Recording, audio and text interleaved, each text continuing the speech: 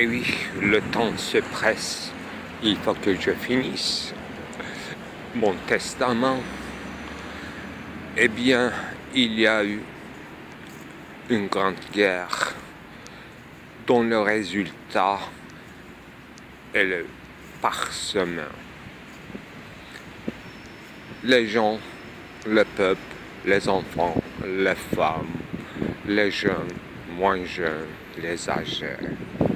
S'ils ne sont pas tués, ils sont parsemés. Dispersion, maître mort. Donc, Providence a prévu qu'il faut en finir avec le rassemblement babylonien. Il y a eu des schismes. Dieu, impénétrable, fuyante, invisible, a voulu qu'il y ait des schismes, c'est-à-dire séparation d'idées, de pratiques, d'application, de lois, de jugements, etc. Mais, selon le témoignage très précieux de ce grand érudit de 23 ans qui s'appelle Mahmoud, combien Mahmoud je ne sais pas, il était là depuis 1 an et demi, donc Mahmoud 1,5 m'a dévoilé les secrets des mésententes théologiques qui étaient toujours ignorantes dans son pays, en Syrie. Il était d'origine de Haseki. Il n'avait jamais vu autre ville. Maintenant, il est à Istanbul et il a l'air très languissant par rapport à son pays. Il répète toujours la même phrase. Il connaît très peu turc. On a parlé en arabe. Il dit très souvent que Syrie, c'était très belle. Eh oui. Istanbul aussi, c'était très belle ville. Mon Mahmoud, 1,5. Il m'a raconté ce grand courant mystique qui était enraciné dans son pays et qu'on appelait depuis Byzance avec un homme bulgare qui s'appelle Bogomil. Bog en bulgare veut dire simplement Dieu, Théos en grec. Et mille, je crois, veut dire philien, aimé, ami. Donc, les amis de Dieu, les Bogomil avaient influencé finalement la Syrie, dont ils sont l'issue dans l'histoire. Comment les Bulgares et les agents secrets de Bulgares ont travaillé si assidueusement que nous n'avons rien su. Et maintenant, nous croyons un simple conflit territorial ou autre chose. Mais rien à voir. On s'est expliqué devant le dergah de Shahkoulou qu'il est lui-même issu des grands conflits de 11e, 12e, 13e siècle en Anatolie. Ce sont des grandes insurrections qu'on appelle Ishaq Baba babailes, etc. Et voilà un sunni correct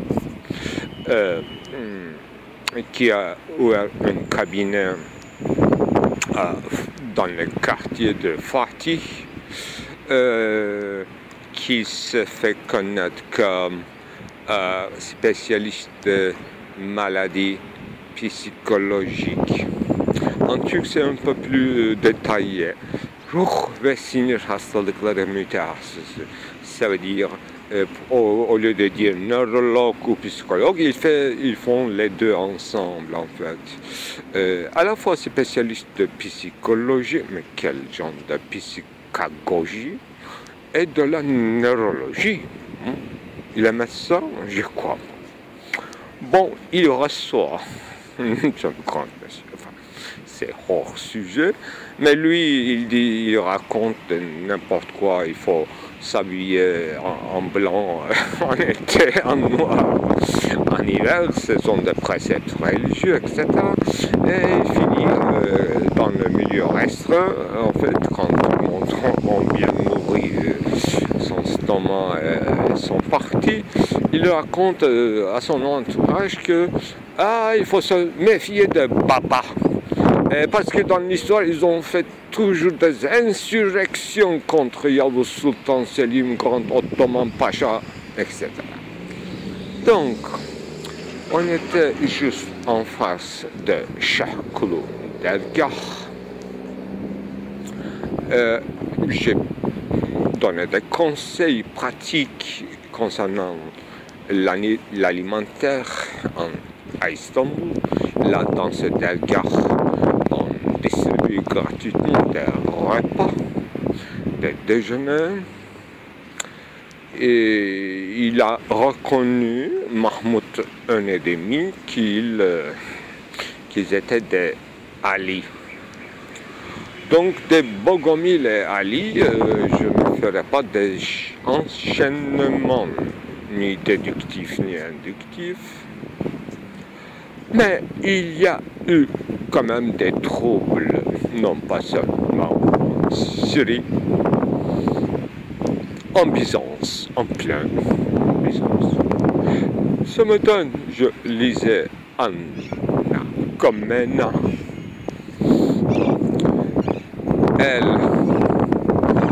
Elle confessait à un moment donné de son livre qui s'appelle Alexiade. Elle disait simplement que avant d'être historienne, je suis une femme finalement. Elle glorifiait en tant qu'historien son père, apparemment Alexis,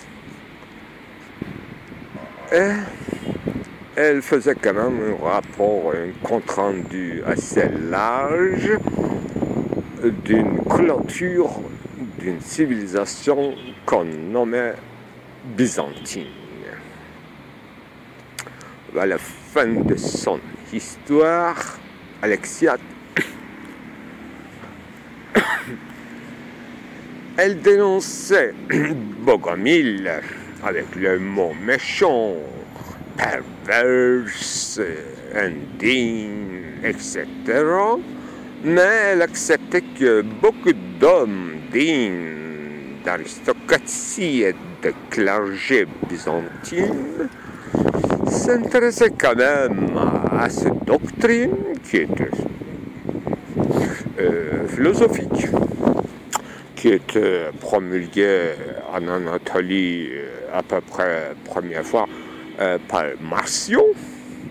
J'ai cherché le nom de Marcion, nom Alexis, dans l'Alexiade, je crois que ça passe pas.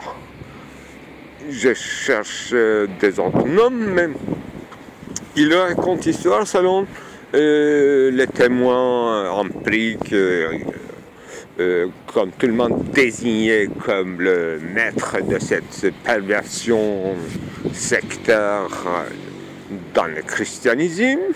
un certain Basile.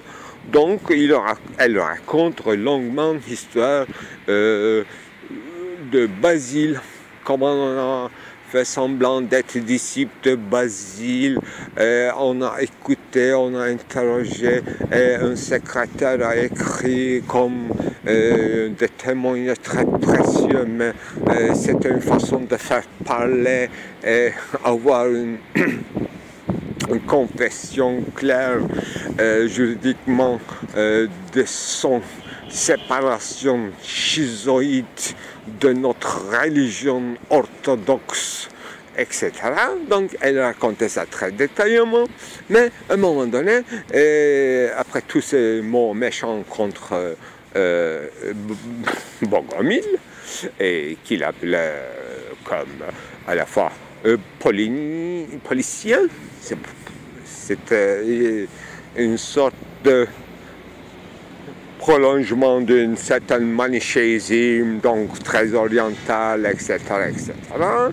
Et donc, elle repérait ses ennemis. Les polices, c'était Paulinien. Elle, en tant que chrétien, elle ne peut pas réfuter les écrits de Paul. Mais ces policiers, c'était dérivé de Paul. Mais comment? Très délicat sujet. Donc c'était des envois d'une père dont le fils s'appelait Paul et Jean, comme par hasard, et pour promulguer le manichéisme. Mais ils étaient complètement chrétiens, ils n'étaient pas manichéens. Voilà, la guerre a commencé comme ça. Pendant l'arrivée des Turcs qui n'avaient rien à foutre de l'affaire, mais un certain Danishmend Gazi, qu'elle répète toujours son nom comme Danishmend. Donc, ce Danishmend Gazi a examiné de près. Pour l'instant, c'est hors sujet, le rôle des Turcs dans cette schisme. Alors, finalement, elle avouait que, comme elle est historienne, mais tout à l'heure, elle était d'abord une femme avant d'être une historienne. Parce qu'elle parlait de leur orphelinat. Une histoire d'éducation des esclaves, apprendre grec, grammaire grecque, à des gens qui connaissent à peu près grec, etc. C'était une grande tâche de Anakamena, donc, et de l'état d'Alexis. Donc, elle dit que comme je suis un historien, quand même, je devrais continuer à mon histoire, à raconter mon histoire, qu'elle racontait quand même d'une manière très empirique et d'une manière très subjective, c'est-à-dire du côté de son père. Et elle, je répète, elle disait que comme je suis historien, alors je ne peux pas entrer dans les débats théologiques, et je ne peux pas perdre mon temps pour réfuter les Bogomil. Alors là, c'est une manière de ne rien comprendre, ne vouloir rien comprendre, sauf la raison de l'État. Ça, c'est dans la fin de Alexiade, dans la section de Bogomil et l'éducation des orphelins. C'est très proche comme chapitre et c'est un enchaînement très bizarre. Donc, il s'agit de christianiser selon ses voeux et je dirais les ganimètres des guerres, c'est-à-dire les esclaves, les détenus de la nuit dernière. C'était ça, c'était toujours la guerre et christianiser comme il faut, c'est-à-dire non pas n'importe comment. Et les érudits, comme Mahmoud un et demi, répète toujours ce mot, n'est-ce pas, sans arrêt. Ah, il va faire pleuvoir. Moi, je disais qu'il va faire pleuvoir demain, peut-être qu'il va neiger. Il répond toujours avec une turque en arabe approximatif qui dit toute l'histoire en même temps.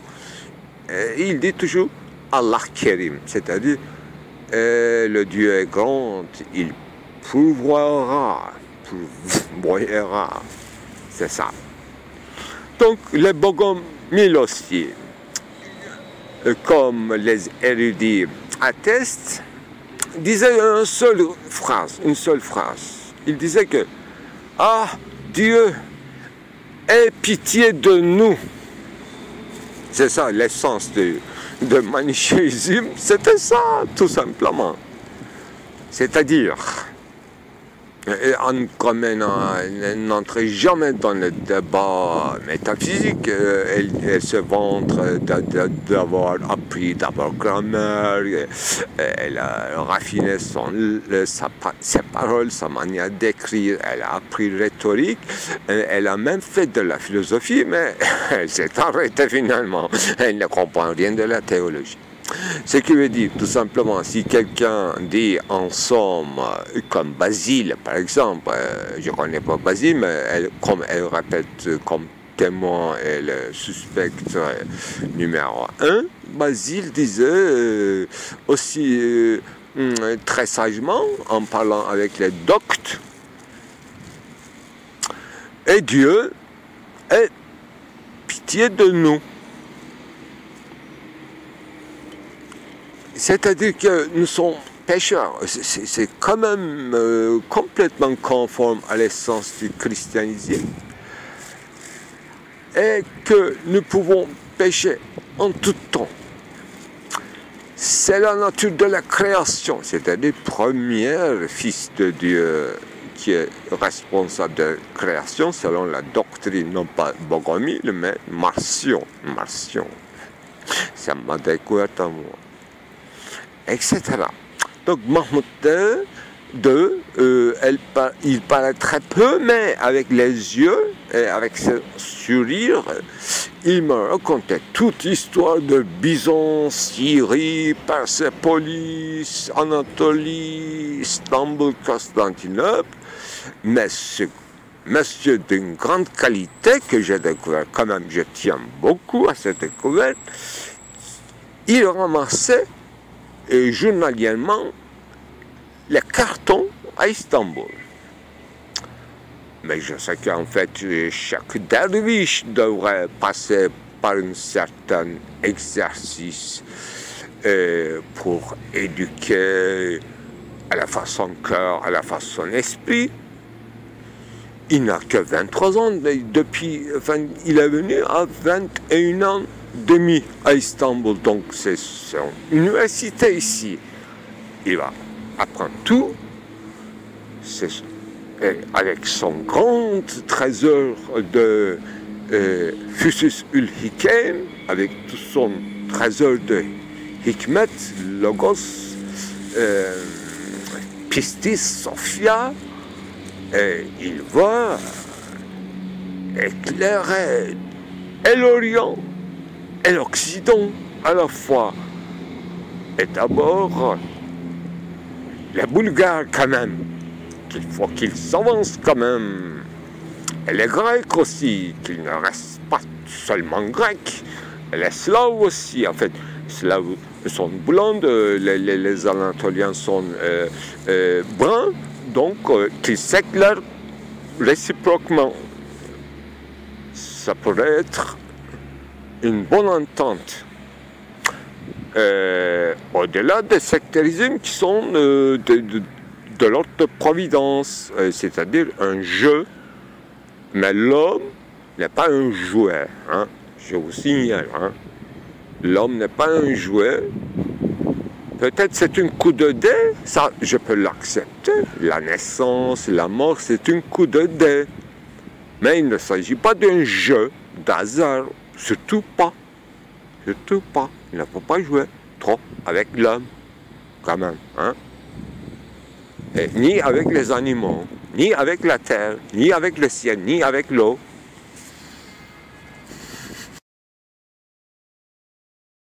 Arkadaşım Mahmut Suriye'den geliyor. 1,5 yıldır İstanbul'da. Il a 23 ans et il s'appelle Mahmoud. Moi, je parle français aussi. Anglais, français. Tu comprends? Non? Ben bes Arapça. Arapça. Ehven ve sehlen. Ahlen ve sehlen. Ahlen ve sehlen. On vient de se rencontrer. Il ramasse des cartons. Et il reste, je crois, à Mustafa Kemal, près de Sahra Jadid là. Passons à la colonne absente, c'est-à-dire de manière drastique, imaginons 2 colonnes. C'est un écrit sur une page, sur une table, même sur une table de loi, sur une grande bas-relief égyptien ou de l'Asie centrale.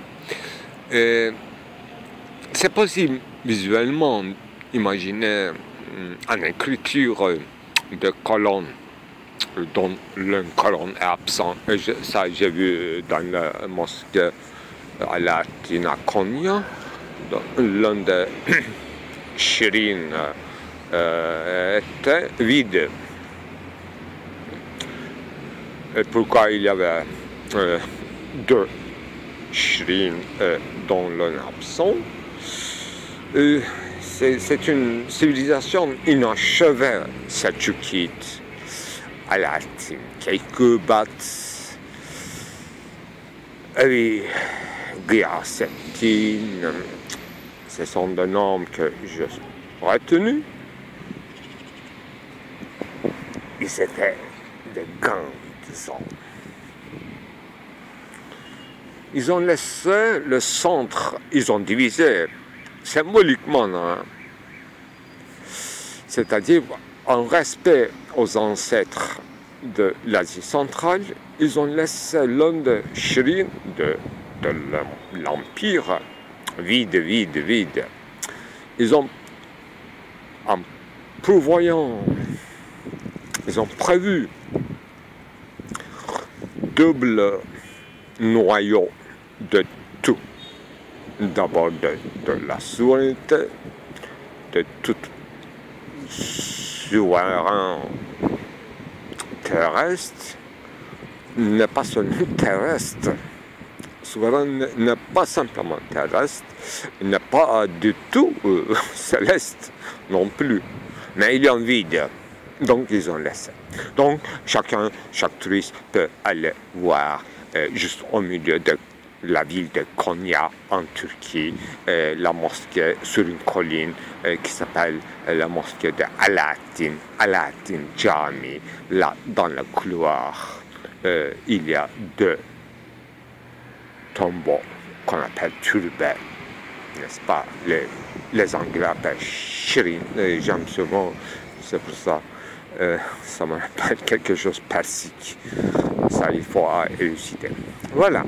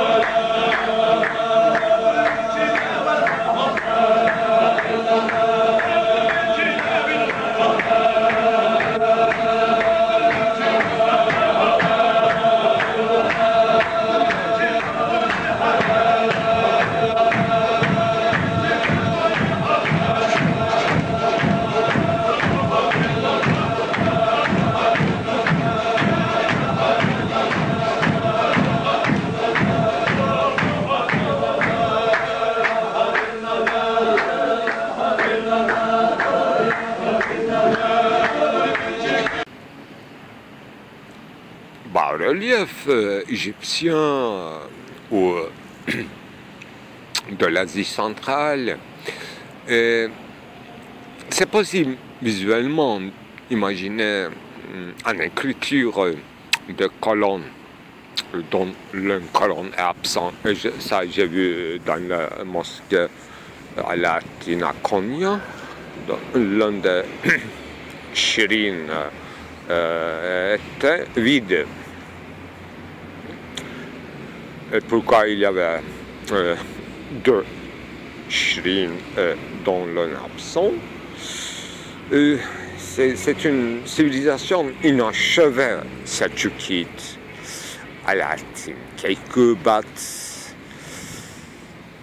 et Ghiyasettin, ce sont des noms que j'ai retenus.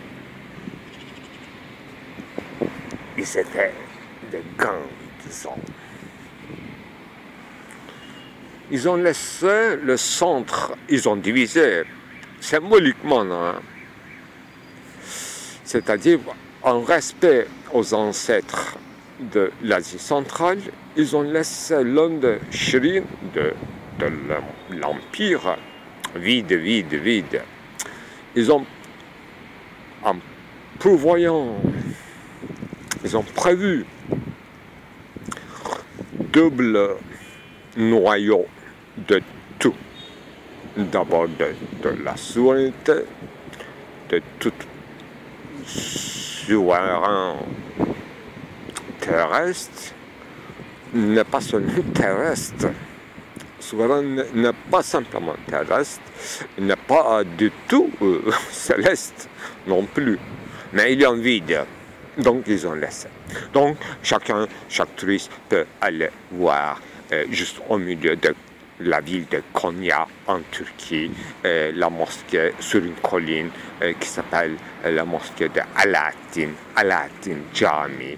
Là, dans le couloir, il y a deux tombeaux qu'on appelle turbets, n'est-ce pas? Les Anglais appellent Shirin, j'aime ce mot, c'est pour ça. Ça me rappelle quelque chose de persique. Ça, il faut élucider. Voilà. Et j'ai enjeuné dans ce matin, hier soir, dans une autre tombeau, Mohamed Emin à Sébil, c'est-à-dire donation gratuite, distribution de sorbets, d'antan, etc. Donc c'est devenu une Shirin, un tombeau, un turban, et que je connais personnellement, le monsieur qui entretient ce lieu bénévolement. Et donc je fais un film pendant le Beşiktaş martyrisé par l'attentat contre le stadium de Beşiktaş que je tiens beaucoup. Eh bien, j'ai approfondi mes recherches. Emina, il est je crois, albanais, un grand bandit albanais qui a gagné une Kriegsschatz, un trésor de guerre, grand trésor, et il a fondé comme ça des bénévolats à Istanbul, bénévolat.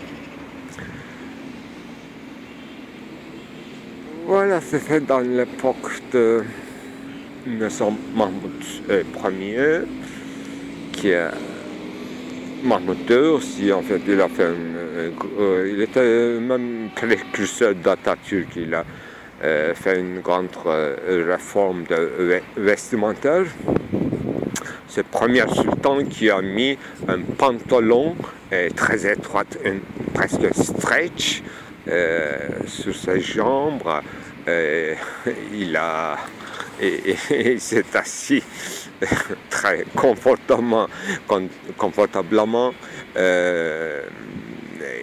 il a une peinture dont je ne connais pas encore le peintre, qui fait un signe avec la main. Il dit marche, marche la Turquie, marche, notamment. Donc il a ouvert tout l'horizon. Donc ce Emin est devenu un dignitaire des Ottomans. Comment ça se fait? Il a ouvert son boutique, entre guillemets, juste face à la mosquée de Bezmi Alem Valide Sultan Jami, donc mosquée de la mère reine de celle qui a fait naître, n'est-ce pas, Mahmoud II. Donc c'était un grand changement. Et j'ai consulté les différentes photographies de l'époque, la rue était différente, etc. Mais toujours la même, quoi. En fait, c'est un lieu de café, plaisir. Il ne s'agit pas de sérieuses. Mais aujourd'hui, enfin, ce monsieur qui tient le lieu, il a saisi peut-être beaucoup de choses. Comme il était absent hier, quand j'ai fait son visite, je me suis contenté de rester pendant des heures devant sa porte, comme il faut quand même. Comme il est absent, on ne peut pas s'absenter. On a tenu les lieux.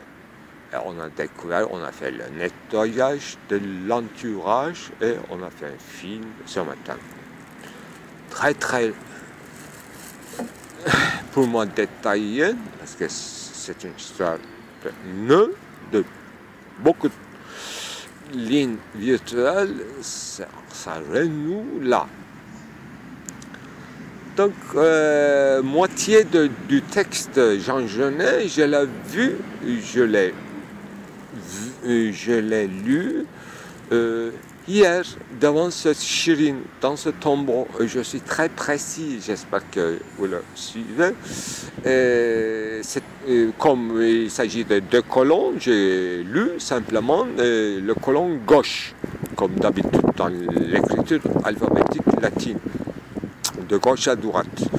Dans la gauche, il y avait cette histoire de rencontre dans un train, un échange de regards, et buter son regard sur un monsieur qui est exactement comme lui, etc.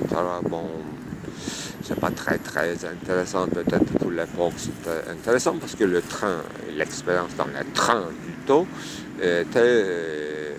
n'était pas entré dans la littérature. C'est pour ça que c'est fort comme affranchisse. Mais aujourd'hui, en fait, le train ne marche plus, etc. Bon. Et ce matin, à la fois j'ai fini mon film, tournage, sonorité et tout. À la fois, j'ai lu dans ce petit matin le colonne absent qui était consacré à Rembrandt, à toute Rembrandt, à toute son œuvre, à toute son vie jusqu'à la vieillesse. Et ça, c'est intéressant. C'était pas tout à fait mon approche de Rembrandt. Je ne connaissais pas très détaillé. Il avait écrit il y a 6 ans. Comme il s'est publié en 1966, je crois, donc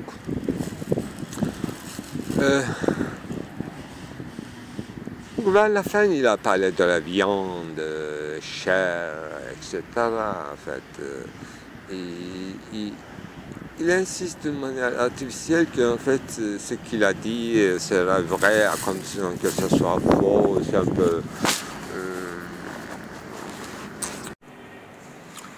bon, je ne connais pas l'œuvre totale de Rembrandt, mais ce que nous fait comprendre Jean Genet, qu'il a peint en fait finalement son évolution forcément intérieure.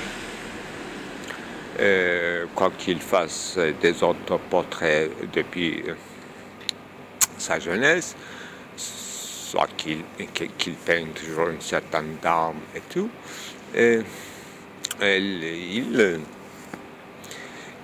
il fait une sorte d'autofiction, autobiographique, fictionnelle comme moi. Donc c'est le seul point où je m'identifie avec Rembrandt et avec Jean Genet aussi d'une certaine façon, qui était quelqu'un rare dans la littérature française, par son affranchise, par son autofiction, bien sûr. Voilà quoi qu'il sait de cet homme qui est autre, mais à la fois même. Cette histoire d'intersubjectivité un peu dérivée de lecture de Sartre, c'est très bien, mais le plus intéressant, c'est quand il écrit exactement, quand il décrit effectivement la tête, les yeux, les poumons, etc., les cuisses, etc. Donc la chair, en fait, il décrit très bien la chair, il fait sentir cette chair, et palpitations, chaleur surtout, et ce corps bien portant qu'il redonne à ce qu'il prend, c'est-à-dire il mange, il émet une certaine chaleur, et sans plus. Et il trouve ça comme une tristesse, en fait.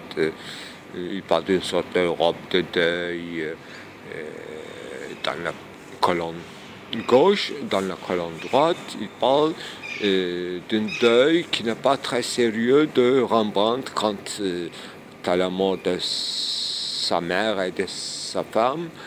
Il considère ça comme un soulagement. C'est une vue très personnelle, mais c'est peut-être valable pour chaque homme d'un certain âge qui a perdu sa femme, donc qui est devenu encore un jeune garçon, bien que vieilli ou mûr. Ça, c'est une histoire, c'est un début d'histoire qui n'ont pas grand-chose à faire avec nous. Et ça montre aussi ce qu'on appelle de la culture en France. C'est quand même très rétréci par rapport à ce qui se passe, ce qui s'est passé mondialement, bien que Jean Genet a fait beaucoup d'efforts, n'est-ce pas, pour entrer dans les mystères du Moyen-Âge. Je parle toujours de cette histoire de l'icône, tapisserie de l'icône, parce que c'est un sujet que j'ai découvert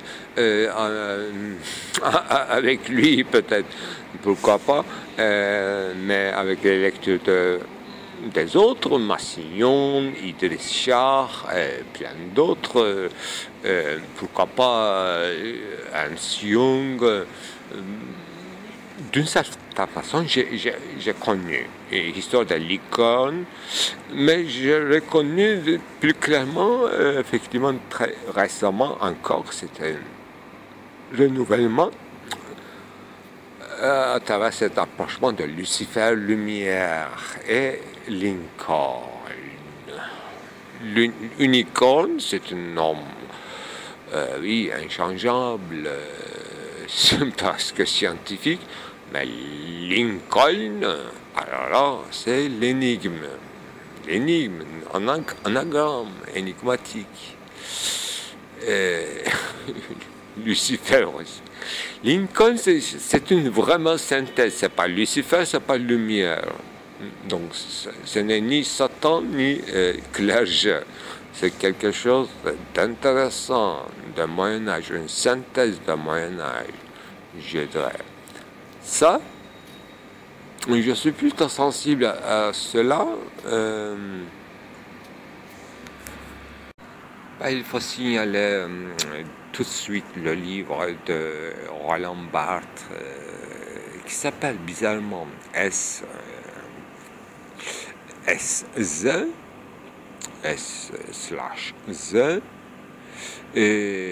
qui est une analyse très bizarre d'un conte de Flaubert, Sarrazin.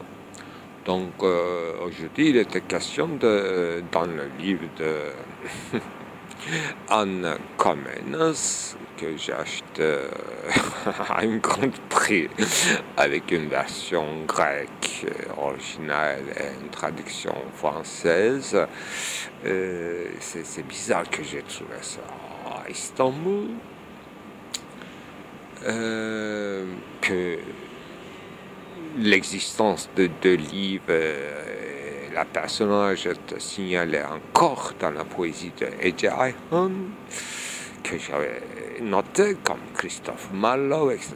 Bon, Anne Komnenos, à un moment donné, faisait un amalgame entre Sarrazin et Ismailite. Donc, ça fait un choc, effectivement. Je n'ai pas pu lire, j'ai essayé, mais le livre de Roland Barthes, mais c'est notre sujet, le cœur du sujet.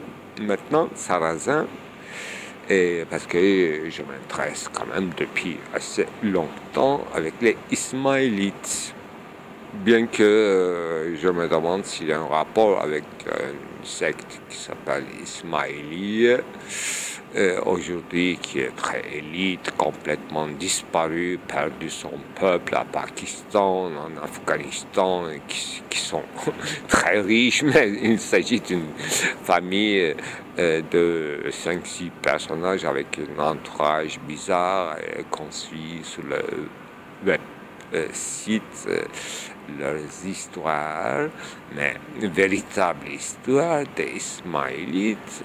Alors là, c'est au-delà de tout, au-delà de toute martion, au-delà de tout pythagoricien, au-delà de Hachachine.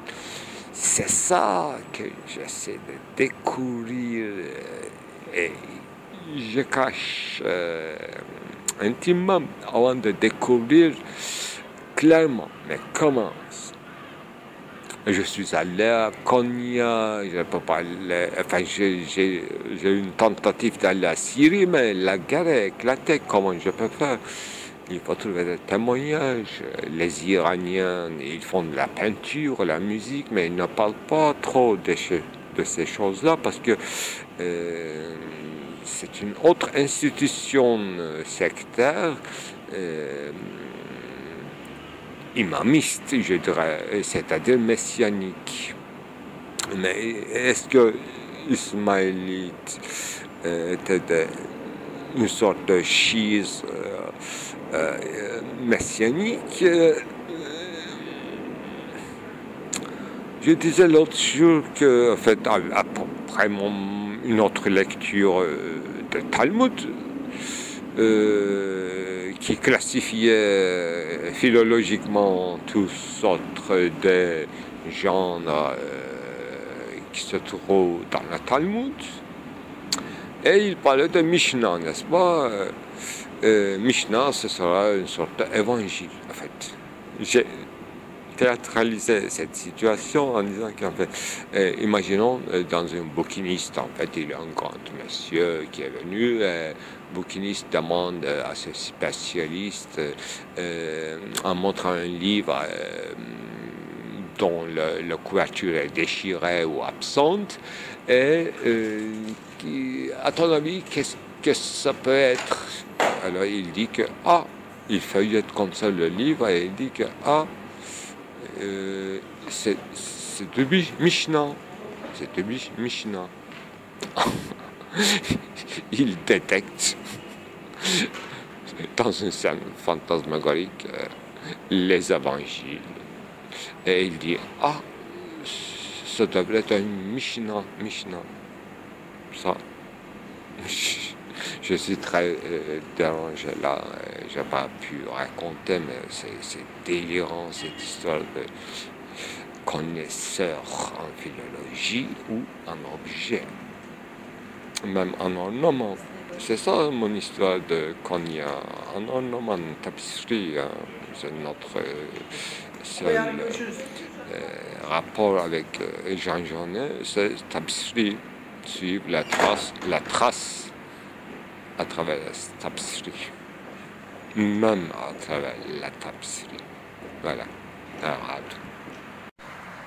Il reste alors parler de ma lecture de ce petit matin de l'encyclopédie d'Istanbul, c'est le titre dérisoire de l'œuvre de Reşat Ekrem Koçu dont l'homme était en question hier, c'est-à-dire dans l'enregistrement de bibliothèque imaginaire, ma bibliothèque imaginaire hérétique. Alors, comme il y a une affinité, si on cherche, on trouve toujours des affinités avec Rembrandt, avec Jean Genet, mais mon affinité avec Reşat Ekrem Koçu, c'est que, bon, d'abord, on a presque il y a 50 ans entre nous, on s'est promené dans le même endroit, je dirais. Voilà, c'est la première affinité en fait. Et même il a décrit minutieusement la rue où j'ai habité depuis mon naissance jusqu'à 18-19 ans. Il décrivait soigneusement, mais pour rien dire en fait. Ça sert à rien en fait. Il ne s'agit pas d'une carte de municipalité, il se réfère souvent à la carte de municipalité, à la PAFTA, etc. Donc, il était une sorte de cartographe. Quand il ne trouvait rien à dire, il disait qu'en fait, j'ai pris cette information dans la municipalité, mais dans l'endroit où le temps exact où j'écris cet article de l'encyclopédie, je n'ai pas vérifié, je ne suis pas allé encore au lieu pour voir l'état. Oui, c'est exactement une citation exacte de Reşat Ekrem Koçu. Quand il ne voulait pas parler, mais quand il s'agit d'un assassinat d'un garçon, alors il écrivait des poèmes, des citations, littérature comparée, exégèse, phlogiston, herméneutique. Alors là, il y a des destins, ce qu'on appelle des contes interminables dingues belges. Et je crois qu'il ne connaissait pas ce mot kurde. Il parlait de destin, mais il s'agit au fond de dingue belge. Il connaît très bien cette tradition de dingue belge sans en avoir le concept et le mot exact. Il croit que c'est une tradition d'Istanbul. Ça n'a rien à voir. Istanbul, tout est aliéné. Mais quand même, Reşat Ekrem Koçu nous a fixe une archive encore vivante d'Istanbul à travers les destins, c'est-à-dire les paroles proférées poétiquement dans les cafés. D'ailleurs, on ne dit pas café, on ne boit pas du café. En Turquie, on boit d'abord du thé et puis peut-être opium, selon les époques. Et ces cafés s'appellent Kıraathane, ça veut dire le parloir. C'est ça. Là, les gens se rassemblent dans le show, dans la terrasse, disons, pour médiocrité café, dans la terrasse des cafés, pour entendre les gens qui parlent, et qui parlent pas n'importe comment, non pas comme n'importe quel langage, mais qui parlent selon une cadence et qui racontent une histoire. Donc il s'agit de journaux parlants. J'avais fait un film il y a quelques mois maintenant, qui s'appelle Journalisme philosophique, en faisant une sorte de lancement d'une jeune cinéaste que j'ai trouvé des affinités avec ce que je fais. Eh bien voilà, c'est journalisme, ce sont des dingues belges, c'est pas la chanson, c'est pas danse, mais parole, c'est-à-dire une parole préférée qui raconte l'histoire qui s'est passée exactement. L'événement, c'est toujours l'assassinat d'un garçon et une bagarre, une tragédie, un Traumspiel. Il connaît Traumspiel. Il connaît Traumspiel à la personne, mais il sait quoi, truc. Et voilà.